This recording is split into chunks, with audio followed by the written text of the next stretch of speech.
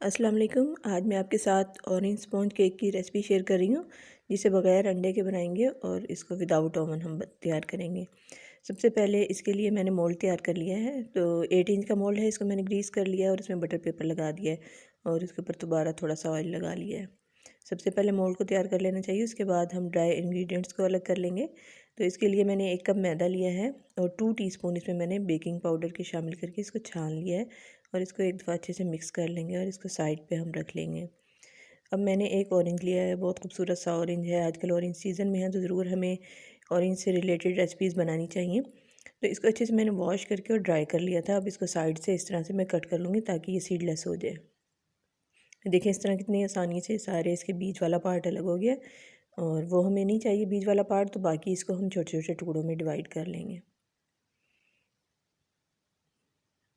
आसान सी रेसिपी है, कोई ज़्यादा इसमें आपको मतलब परफेक्शन की ज़रूरत नहीं है, आप इजीली बना सकते हैं।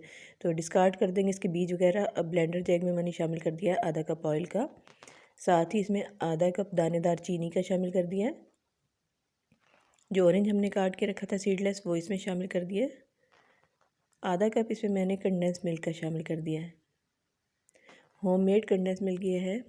इसको सब चीज़ों को हम ब्लेंड कर लेंगे 2 से 3 मिनट के लिए, कि इसमें ये जो ऑरेंज है इसके छिलके वगैरह नज़र ना, ये सब चीज़ें अच्छी से ब्लेंड हो जाएं। तो ये मिक्सचर हमारा रेडी हो गया, इसको बॉल में ट्रांसफ़र कर लेंगे हम। अब इसमें मैं शामिल कर दूँगी जो मैदा और बेकिंग पाउडर हमने छान के रखा था, उसको दो दो पोर्शन में हम डिवाइड करके शामिल करेंगे, एकदम से सारा नहीं डालेंगे। पहले आधा मैंने डाल लिया और इसको मिक्स कर लूँगी।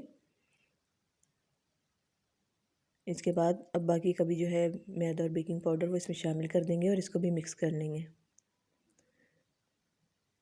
इसमें आधा कप दूध भी मैंने रखा है, जो मैं देखूँगी जितनी मुझे रिक्वायरमेंट होगी उसके हिसाब से मैं शामिल करूँगी। देखिए अभी बैटर थोड़ा सख्त है तो इसमें थोड़ा थोड़ा करके 2-2 टेबलस्पून करके हम दूध ऐड करते रहेंगे जितनी हमें ज़रूरत होगी।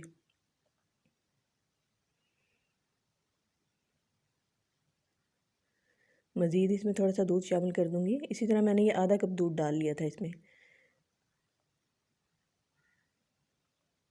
स्पैचुला की मदद से एक दफ़ा इसको कट एंड फोल्ड से इसको मिक्स कर लेंगे ताकि नीचे अगर किनारों में कहीं मैदा वगैरह ना रह जाए हमारा। तो हमारा बैटर रेडी है, इसको हम ट्रांसफ़र कर लेंगे मोल्ड में अपने।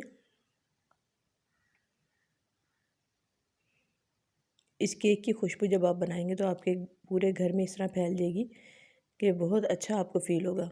देखिए कोई हमें कोई कलर वगैरह भी ऐड नहीं करना पड़ा, कलर भी इसका कितना खूबसूरत सा आ गया है।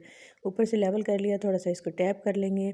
अब एक पैन को मैंने चूल्हे पे रख दिया है मीडियम टू लो फ्लेम पर, और उसमें एक ये स्टीमर प्लेट है, उसको मैंने उल्टा करके रख दिया है। तो 5 मिनट के लिए इसको मैंने प्रीहीट किया और उसमें ये केक हम रख लेंगे और इसको मैं बेक कर लूँगी 45 मिनट्स के लिए लो फ्लेम पर। 45 मिनट्स में हमारा केक रेडी हो गया है। आपको यकीनन देखने में अच्छा लग रहा होगा। आई होप कि आप पसंद करेंगे रेसिपी को। अच्छी लगे तो लाइक कर दें और चैनल को सब्सक्राइब करना ना भूलिएगा और बेल आइकन को प्रेस कर लें ताकि आने वाली हर वीडियो आप मेरी देख सकें। Thanks for watching.